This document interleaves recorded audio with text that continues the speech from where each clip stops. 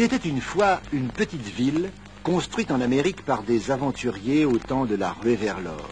Elle se nommait Salmon City et s'élevait dans un coin perdu de l'État de l'Oregon. Elle était fière de sa banque, de ses 2 saloons et de son grand bazar. Or, ce soir-là, le 18 juin 1864, une grande effervescence se manifestait dans toute la ville. Un mystérieux étranger était arrivé à pied, une selle de luxe sur l'épaule et une carabine en bandoulière. Au saloon des 3 étoiles, comme au saloon de l'Oiseau Fou, on ne parlait que de lui. Je te dis que je l'ai vu arriver. C'est un grand type blond, avec des cheveux dans le dos comme une fille, et une barbiche en pointe. Et ta sœur, elle a une barbiche en pointe? Oh, laisse-le parler, Joe. Il est beau garçon. Pas mal. Mais il paraît qu'il est pour $1. Bah dites donc les gars, on pourrait peut-être lui proposer une partie de cartes entre amis. Oh, t'inquiète pas, quand il sortira de chez le shérif, il sera nettoyé. Bah s'il en sort vivant.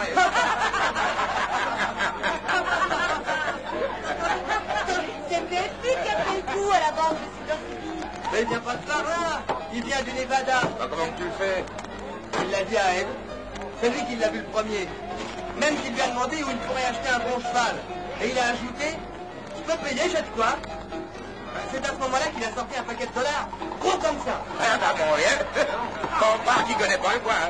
Montrer ces dollars ici, c'est fini ta condamnation à mort. Oh, dis donc pas de bêtises comme ça. Tu sais bien que le shérif n'aime pas ça. Mais bah alors, en tout cas, le gars à la carabine, il y est. C'est le shérif. Et il l'a épinglé tout de suite. Ils sont 3 à cuisiner. Il y a Fred, il y a Dick. Et il y a le shérif. Bon, et après, hein? Et après, c'est son travail, le shérif. Ouais, son travail, c'est de faire vendre les étrangers pour piquer leurs dollars. Oh, pourquoi tu dis des trucs comme ça? Parce qu'il l'a déjà fait. Dans le bureau de Tom Warson, le shérif de Salmon City, l'interrogatoire se poursuivait. Ici, mon gars, on n'aime pas tellement les étrangers. On préfère rester entre nous, tu comprends? Alors, on voudrait savoir ce que tu es venu faire à Salmon City. Je vous l'ai déjà dit. Je me rendais à Washington et à quelques kilomètres d'ici, mon cheval a eu un accident. J'ai été obligé de l'abattre. Je ne pouvais plus tenir debout. Alors j'ai marché un peu au hasard et la première ville que j'ai rencontrée, c'est la vôtre. Je ne l'ai pas choisie. Je suis entré à Salmon City comme je serais entré ailleurs. Je désire acheter un cheval, c'est tout. Je peux payer. Oui, oui, admettons. Et comment t'appelles-tu? Voilà 3 fois que je vous le dis. Mais ben ça fera 4. On va voir si tu dis la même chose. C'est moi qui suis Buffalo Bill, vêtu de cuir, chaussé de daim. Toute la journée loin de la ville, je chasse le bison et l'indien. C'est moi qui suis Buffalo Bill, c'est moi qui suis Buffalo Bill, c'est moi qui suis Buffalo Bill. Mon nom est Cody, William Frédéric. Et dans les montagnes rocheuses de Sacramento à Saint-Joseph en passant par Denver, tout le monde m'appelle Buffalo Bill. Dis donc, Fred. Buffalo Bill. T'as déjà entendu parler de ça? Jamais. Et toi, Dick? Oh, moi non plus, t'es un fou. Un fou ou un farceur? Moi, nous n'aimons ni les fous ni les farceurs. Et que fabrique ce bon monsieur Buffalo Bill dans la vie? Je chasse les buffles à l'occasion, les Apaches ou les Sioux. Il y a longtemps que tu joues à ça? À 10 ans, je descendais le plumat d'une balle entre les 2 yeux. À 13 ans, on m'avait surnommé le plus grand tueur d'Indiens du monde. Et moi, à 13 ans, j'étais président de l'Union. À l'affaire, oui. Hé, laisse-te parler. Vas-y, mon gars, continue. T'as tiré des plumats des Indiens au lieu d'aller à l'école. Bon, et après? Après, j'ai été engagé par la compagnie de Kansas Pacific Railway pour ravitaillement en viande, pour tous les ouvriers qui construisaient la voie ferrée. Ils n'ont pas dû bouffer tous les jours. Ils n'ont jamais manqué de viande. Permettez-moi de vous donner une précision, messieurs. En une seule saison, j'ai tué 4853 buffles. 4853 buffles à toi tout seul? Et après? Après, j'ai fait la guerre, comme tout le monde. J'étais éclaireur au 9e régiment de cavalerie de Kansas.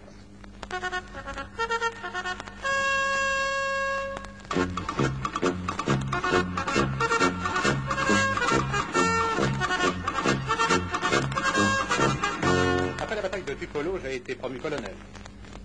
Et depuis 1 an, je combats les Sioux. Oh, dis donc, c'est la première fois que je vais pendre un colonel. Eh non, pas tout de suite. tireurs d'élite, les chasseurs de sioux, ça peut m'intéresser. C'est curieux, mais justement, mon cher Bill, nous avons de gros ennuis avec les sioux ces temps-ci. Le groupe qui occupe la vallée à l'ouest de la ville a déjà attaqué les 2 fermes aux environs. Ils ont tout brûlé. Ah, je vais te donner une chance.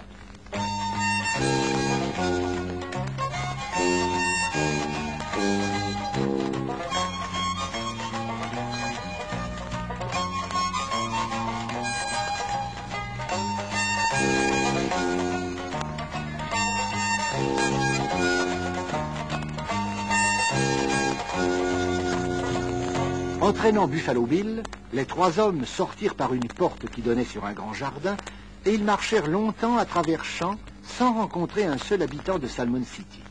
Ils s'arrêtèrent sur la rive d'un torrent. On va te rendre des armes, mais c'est inutile d'essayer de nous doubler. On est 3 à te tenir au bout de nos fusils.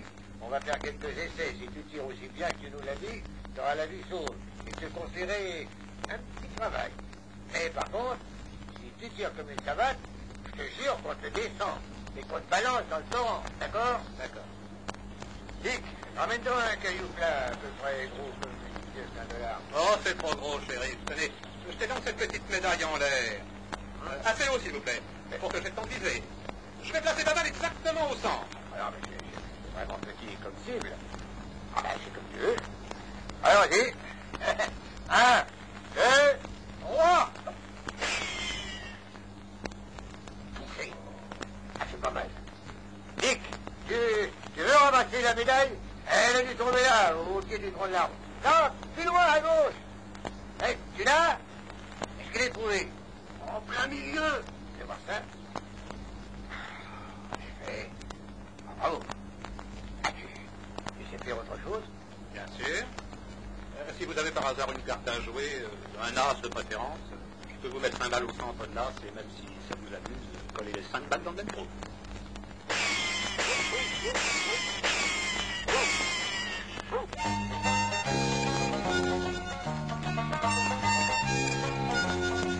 Au pistolet, j'abats une mouche, je transperce un mât de carreaux. Devant moi, les bandits se couchent en tremblotant de tout leur dos. Dans les salons, la foule s'écarte, et dans les bars où les vauriens jouent leur fortune sur une carte. Dès qu'on m'attaque, il ne reste rien. C'est moi qui suis Buffalo Bill, chasseur de bisons ou d'indiens. Qu'elle soit militaire ou civile, ma carabine tire aussi bien. C'est moi qui suis Buffalo Bill, c'est moi qui suis Buffalo Bill, c'est moi qui suis Buffalo Bill. Ça va. Je crois que tu vas faire mon affaire. Est-ce que tu connais Nuage Volant? Je pense bien que je le connais. C'est le fils du vieux cheval rouge, le chef des Sioux. Oh, nous sommes pas en très bons termes d'ailleurs, mais enfin depuis que j'ai tué une vingtaine de ses guerriers, il a juré qu'il accrocherait mon scalp à sa ceinture avant l'hiver. Ah, voilà, c'est pour ça que tu fichais le camp, à Washington. T'aurais été à l'abri des flèches. Je ne m'enfuyais pas du tout, au contraire. Je vais à Washington chercher quelques compagnons d'armes, et si plusieurs citoyens de Salmon City consentent à m'accompagner, je suis prêt à partir demain matin pour la chasse à nuages volants.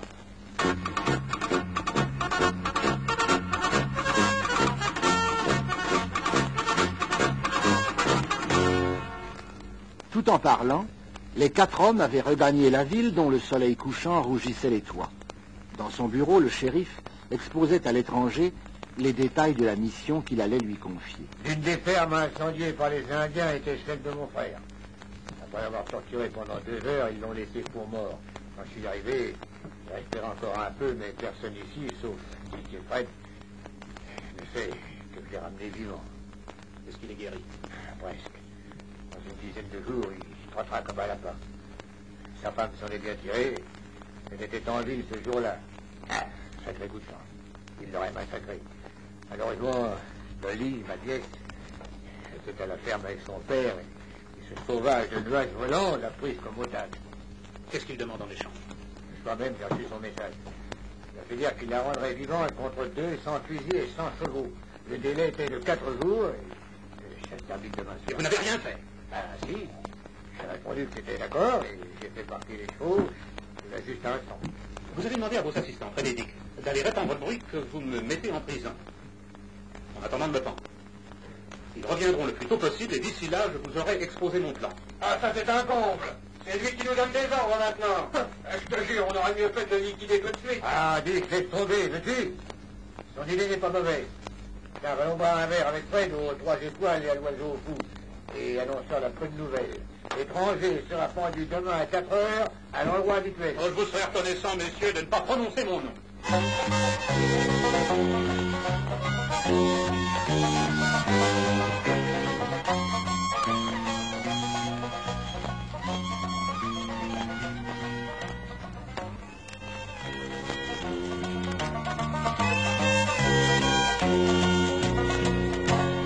Quand les deux hommes se furent retirés en bougonnant, Buffalo Bill révéla le plan qu'il avait soigneusement préparé.